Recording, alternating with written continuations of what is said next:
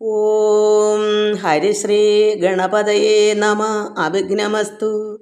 ഓം നമോ ഭഗവതേ വാസുദേവായ ശ്രീകൃഷ്ണ പരമാത്മനേ നമ. സർവഭക്തമക്കൾക്കും എൻ്റെ വിനിതമായ പ്രണാമം. സർവമക്കളെയും ഭഗവാൻ അർപ്പിക്കുന്നു. ഓം ലോകാ സമസ്ത സുഖിനോ ഭവന്തു. സർവമക്കളും സന്തോഷവും ഭഗവാന്റെ കൃപയും എല്ലാം ഉണ്ടാകണമെന്ന് പ്രാർത്ഥിക്കുന്നു. നമുക്ക് ദശകം 57 നാരായണീയം പ്രലംബ അസുരവധം.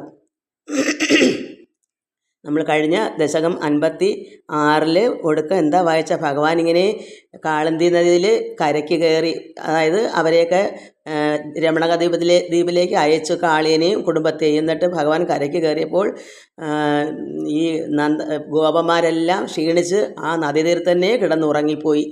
അപ്പോൾ കാട്ടുതീ പിടിപെട്ടു.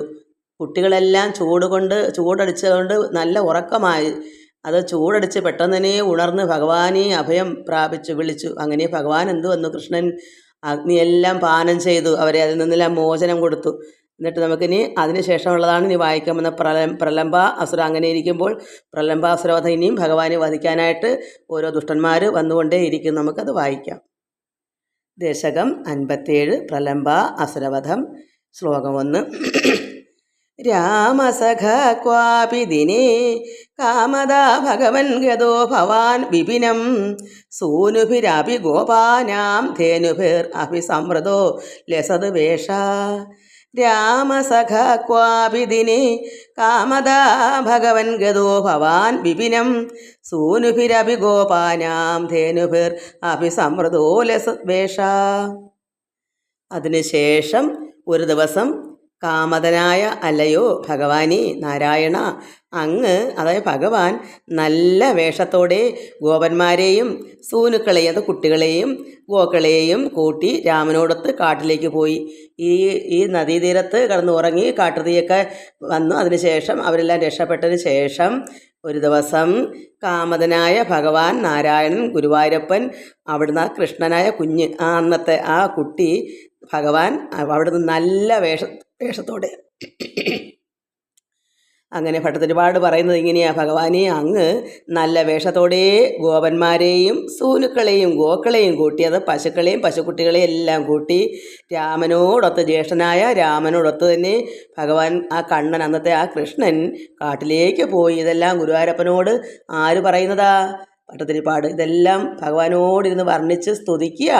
എന്തിനാ? അദ്ദേഹത്തിന് ദുരിതങ്ങളും വിഷമങ്ങളും രോഗങ്ങളൊക്കെ മാറാനാണ് ഇങ്ങനെ നിത്യേന ഓരോ ഭഗവാന്റെ കാര്യങ്ങളെല്ലാം പറഞ്ഞ് പ്രാർത്ഥിക്കുന്നത്. ഒന്ന് ആലോചിച്ച് നോക്ക്. അങ്ങനെ നമ്മളിങ്ങനെ വല്ലതും ദിവസേന പറയുന്നുണ്ടോ? നമുക്കൊരു രോഗം വന്നാൽ ചിലപ്പോൾ 1-2 ദിവസം വേണമെങ്കിൽ ഒന്ന് പ്രാർത്ഥിച്ചേക്കുമായിരിക്കും, പിന്നെ അതങ്ങ് കളയും. ഇതങ്ങനാണോ? ഇദ്ദേഹം അത് മാറുവോളമായാലും പിന്നീടായാലും അതിന് മുമ്പായാലും എപ്പോഴും ഒരു ഭക്തൻ എന്താ, രോഗം മാറുന്നതിന് ഉപരിയായിട്ട് ഭഗവാനെ എപ്പോഴും സ്തുതിക്കുന്നു എന്നുള്ളതാണ്. അപ്പോഴേ സർവ്വ ദുരിതത്തിൽ നിന്നെല്ലാം മുക്തനായിട്ട് ഭഗവാനിൽ ചേരാൻ പറ്റത്തുള്ളൂ. സാധിക്കുന്ന കാര്യസാധ്യം മാത്രമല്ല ഇവിടെ വേണ്ടുന്നത്. സർവ്വ മനസ്സിൻ്റെ എല്ലാ ദോഷവും എല്ലാ വിഷമങ്ങളെല്ലാം മാറി ശാന്തതയും സമാധാനവും കിട്ടി കൈവല്യത്തിലേക്ക് പോകണമെങ്കിൽ ഇങ്ങനെ ദിവസേന ഭഗവാനെ ഭജിച്ചുകൊണ്ടിരിക്കണം. അതാണ് ഇവിടെ എടുത്തെടുത്ത് നമുക്ക് പറയാനുള്ളത്. കാരണം ഭട്ടതിരിപ്പാട് 1-2 ദിവസം കൊണ്ട് ചെയ്യുന്ന ഒരു പരിപാടിയല്ലത്, നിത്യേന ഉള്ളതാണിത്. കൃത്യനിഷ്ഠയായി ഭഗവാനെ ഭജിക്കുന്നു. നമുക്ക് 2-ാം ശ്ലോകം വായിക്കാം. ശ്ലോകം 2. സന്ദർശയൻ ബലായ സ്വൈരം വൃന്ദാവനശ്രിയം വിമലാം കാണ്ടീരൈ സഹബാലൈർ പാണ്ഡീരകം ആഗമോ വടം ക്രീഡൻ. സന്ദർശയൻ ബലായ സ്വൈരം വൃന്ദാവനശ്രിയം വിമലാം കാണ്ടീരൈ സഹബാലൈർ പാണ്ഡീരകം ആഗമോ വടം ക്രീഡൻ. കണ്ണനും ബലരാമനും കൂടി പശുക്കുട്ടികളെയും ഗോവന്മാരെയും കൂട്ടി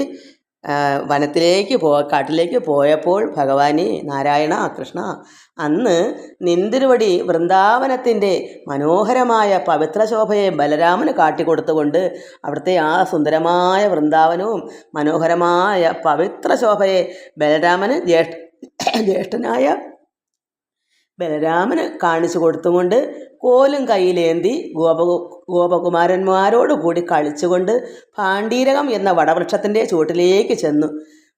പാണ്ഡീരകമാണ് വൃക്ഷത്തിൻ്റെ പേര്. ആ വൃക്ഷച്ചുവട്ടിലേക്ക് എല്ലാവരും കൂടെ ചെന്നു. അന്ന് ആ വൃക്ഷച്ചുവട്ടിലായിരുന്നു കളി, കുഞ്ഞുങ്ങളുടെ കളി. ഓരോ നല്ല നല്ല ഭാഗങ്ങൾ നോക്കി, കൊള്ളാവുന്ന ഭാഗം നോക്കിയാണല്ലോ കുട്ടികളെല്ലാം പണ്ട് ഇങ്ങനെ കളിക്കുന്നത്. അങ്ങനെ ഭഗവാൻ കൃഷ്ണൻ ഈ ബലരാമനെയും കൂട്ടി പശുക്കുട്ടികൾ എല്ലാവരും ആ വനത്തിലേക്ക് പോയപ്പോൾ എന്തു വന്നു, ഈ വടവൃക്ഷത്തിൻ്റെ ചുവട്ടിലേക്ക് ചെന്നിരുന്ന് വൃക്ഷച്ചുവട്ടിൽ കളി തുടങ്ങി. അവിടെ നടന്ന ലീലാവിലാസങ്ങളാണ് ഇനി അടുത്ത ശ്ലോകത്തിൽ പറയുന്നത്. അപ്പോൾ അവിടെ എങ്ങനെയൊക്കെ ഈ കളി നടത്തിയെന്നാണ്. ശ്ലോകം 3 വായിക്കാം. ശ്ലോകം 3. താവക നിധന സ്പൃഹയാലുർഗോപമൂർത്തിർ അതയാലു ദൈത്യ പ്രലംബ നാമാ പ്രലംബ ബാഹും ഭവന്തം ആപദേ. താവക നിധന സ്പൃഹയാലുർഗോപമൂർത്തിർ അതയാലു ദൈത്യ പ്രലംബ നാമാ പ്രലംബ ബാഹും ഭവന്തം ആപദേ. താവക നിധന സ്പൃഹയാലോർഗോപമൂർത്തിർ അതായാലു ദൈത്യ പ്രലംബ നാമാ പ്രലംബ ബാഹും ഭവന്തമാപദേ. ഇതിൽ ഭട്ടതിരിപ്പാട് പറഞ്ഞത് ഭഗവാനെ ഗുരുവായൂരപ്പനോട് പറഞ്ഞു, ഗുരുവായൂരപ്പ, ഉണ്ണികൃഷ്ണനായ ഭഗവാൻ അങ്ങ് ഭഗവാനെ വധിക്കാൻ ആഗ്രഹിച്ചുകൊണ്ട് ആ സമയത്ത്, കാരണം ഇവിടെ വൃക്ഷച്ചുവട്ടിൽ അതായത് ഭാണ്ഡീരകം എന്ന വൃക്ഷച്ചുവട്ടിൽ കളിച്ചുകൊണ്ട് തുടക്കമായല്ലോ കളിക്കാൻ. അവിടെയാണല്ലോ ചെന്ന് നിന്നത് വൃക്ഷത്തിൻ്റെ ചുവട്ടിൽ കുട്ടികളെല്ലാം കൂടെ നന്നായി കളിക്കാൻ. അപ്പോൾ ഭഗവാനെ നാരായണ, ഉണ്ണികൃഷ്ണനായ ഭഗവാനെ വധിക്കാൻ ആഗ്രഹിച്ചുകൊണ്ട് ആ സമയത്ത്, അതായത് ഗോപബാലന്മാരോടൊത്ത് വൃക്ഷച്ചുവട്ടിൽ കളിക്കുന്ന നേരം പ്രലംബൻ എന്നു പേരുള്ള ഒരസുരൻ ഗോപകുമാരൻ്റെ വേഷത്തിൽ, അതായത് ഈ കുട്ടികളുടെ വേഷത്തിൽ ഗോപന്മാരായിട്ട് നിൽക്കുമ്പോൾ പശുക്കുട്ടികളെ മേയ്ക്കുന്ന രീതിയിൽ വല്ല ആ ഗോപന്മാരുടെ രീതിയിൽ തന്നെ ഈ പ്രലംബൻ അവിടെ കൂട്ടത്തിൽ കൂടി. അതാണ് ഗോപകുമാരൻ്റെ വേഷത്തിൽ ആജാനുബാഹുവായ അങ്ങയെ സമീപിച്ചു. എന്നാൽ കുട്ടികളുടെ കൂട്ടത്തിലാണെങ്കിലും ആജാനുബാഹു വലിയ കൈകൾ, ബാഹുകൈകൾ, അതുപോലെ തടിച്ച വലിയ നീണ്ട കൈകൾ, അതിനാണ് ആജാനുബാഹുവായ. അപ്പം അല്പം വേണമെങ്കിൽ ബുദ്ധി ഉണ്ടെങ്കിൽ ഭഗവാൻ തിരിച്ചറിയാൻ പറ്റും. അതുകൊണ്ടല്ല ആണല്ലോ ആജാനുബാഹുവായ അങ്ങയെ സമീപിച്ചു. കാരണം കുട്ടികളുടെ കൂട്ടത്തിൽ ആകുമ്പം ശ്രദ്ധിക്കത്തില്ലല്ലോ. അതുകൊണ്ട് ആ വേഷത്തിലാണ് ഈ അസുരൻ അവിടെ വന്ന് ഈ കുട്ടികളുടെ കൂട്ടത്തിലങ്ങ് ചേർന്ന് കളിക്കാനായിട്ട്. അപ്പോൾ ഗോപബാലൻ്റെ വേഷത്തിലായാൽ ബാലന്മാരോടൊത്ത് കളിച്ചുകൊണ്ട് തക്കം പാർത്ത് കൃഷ്ണനെ കൊല ചെയ്യാൻ എളുപ്പമാണെന്ന് വിചാരത്തിലാണ് ഈ പ്രലംബൻ ഗോപബാലനായി എത്തിയത്. അപ്പോൾ ഇങ്ങനെ ഗോപബാലൻ്റെ വേഷത്തിൽ വന്നാൽ മനസ്സിലാക്കത്തില്ലല്ലോ ആരും. അങ്ങനെ കളിച്ചുകൊണ്ടൊക്കെ നിൽക്കുമ്പം തക്കം പാർത്ത് സമയോചിതം അനുസരിച്ച് ഭഗവാനെ ഈ കുഞ്ഞു കണ്ണനല്ലേ, കൃഷ്ണനല്ലേ, അവന് ഈ പ്രലംബൻ കൊല്ലാമല്ലോ എന്ന് കരുതിയാണ്.